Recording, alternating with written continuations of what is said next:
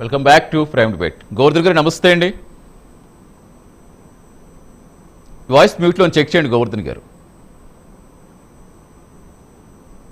Okay yes sir, చూసాం మనం ఇందాక నుంచి మాట్లాడుకున్నట్టే. ఇప్పుడు తొలిదశకి ఇన్ని సంవత్సరాలు పట్టింది. ఇప్పుడు శ్రీశైలం రిజర్వాయర్ నుంచి గ్రావిటీ ద్వారా నీటిని తోడే ఈ టన్నెల్ వ్యవస్థ టెక్నికల్గా ఎంతవరకు సక్సెస్ అవుతుంది అనుకుంటారు? అసలు దీన్ని ఎలా విశ్లేషిస్తారు మీరు మొత్తం ప్రాజెక్ట్ని? శ్రీశైలం నుంచి నీళ్ళు ఎత్తిపోయడము అంటే కొంత గ్రావిటీ ఉన్నప్పటికీ కూడా అంటే మొత్తంగా ఒక సుదీర్ఘమైనటువంటి 3 దశాబ్దాల కాలంలో ప్రాజెక్టు నిర్మాణ క్రమము దానికి వెచ్చిస్తున్నటువంటి డబ్బు మొత్తం తిరుగుతుంది. యాక్చువల్ గా మనకి ఈ ప్రాంతం మొత్తం కూడా కరువు ప్రాంతం. ప్రకాశం జిల్లా మిగతా ప్రాంతము ఈ కాలువ వెళ్ళేటువంటి ప్రాంతం కూడా ఈ ఫ్లోరైడ్ సమస్య కూడా ఎక్కువగా ఉన్న ప్రాంతం కదా. సందర్భంలో నేను ముఖ్యంగా సస్టైనబుల్ ఇరిగేషన్ పాలసీ పైన పనిచేస్తానండి. ఒక సోషల్ యాక్టివిస్ట్ ని దుర్మార్గంగా మొత్తం తెలంగాణ, ఆంధ్రప్రదేశ్ లో మొత్తం భారతదేశంలో ఒక అన్సస్టైనబుల్ ప్రాజెక్టులు కట్టడం అనేది విపరీతంగా పెరిగిపోయింది. అంటే అస్థిరమైనటువంటి ప్రాజెక్టులు కట్టడము, దాని పేరిట 1000 కోట్లు ఖర్చు పెట్టడము, దానిలో ఉండేటటువంటి భారీ ఎత్తున ఖజానా దోపిడీ చేయడం అనేది ఒక జరుగుతూ ఉంది.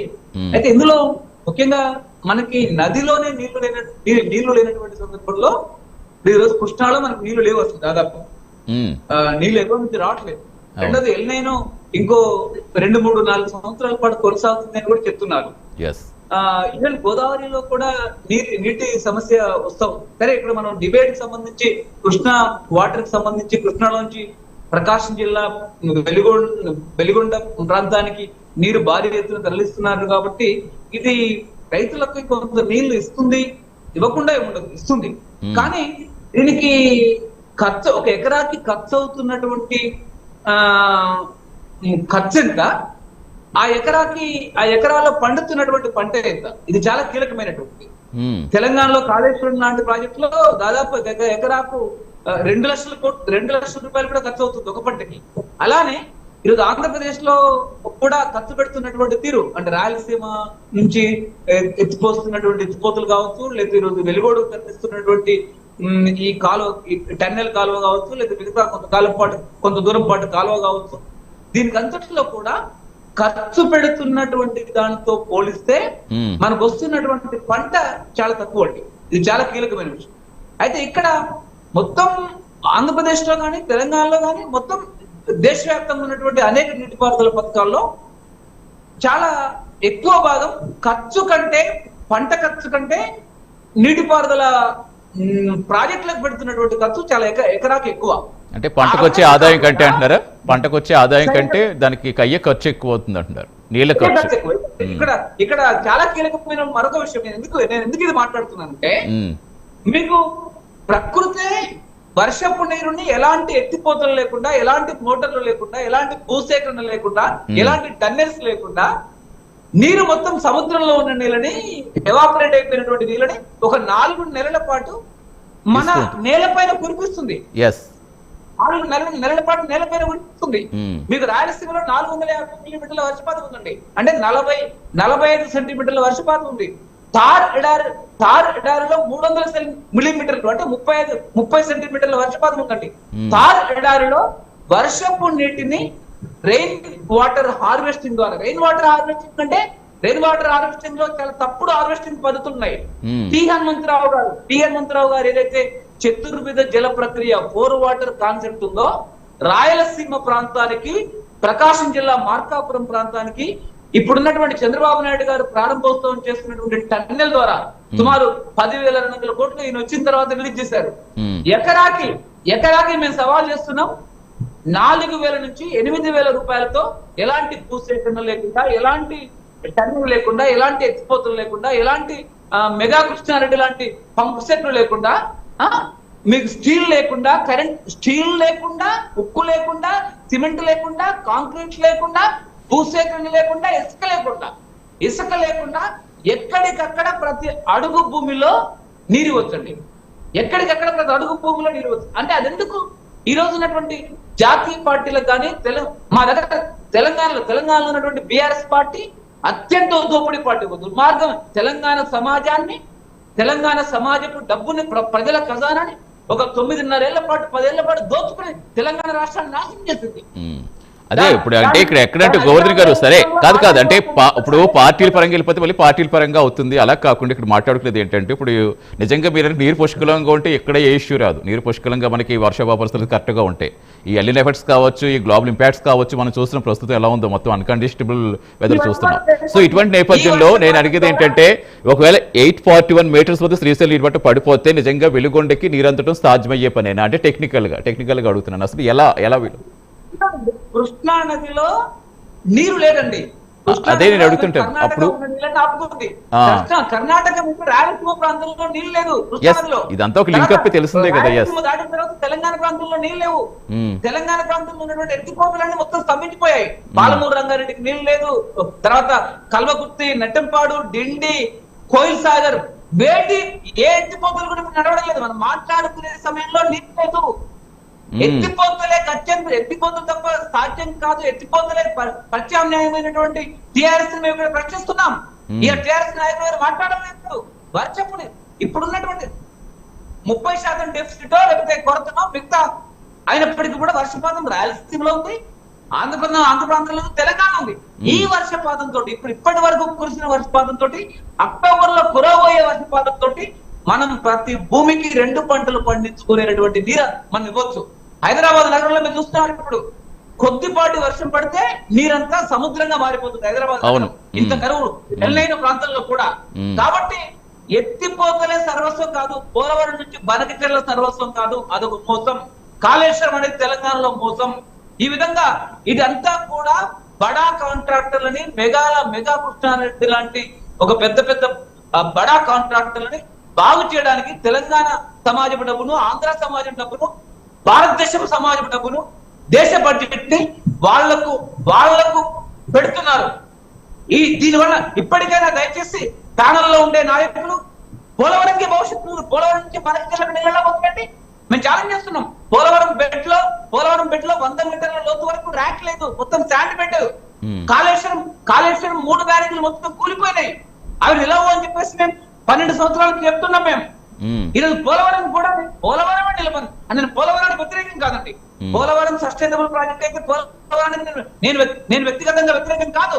3 గాజెస్ డ్యామ్ కట్టారు. 3 గాజెస్ అద్భుతమైన డ్యామ్, ఫౌండేషన్ బాగుంది. కానీ పోలవరం దగ్గర ఫౌండేషన్ బాగాలేదు.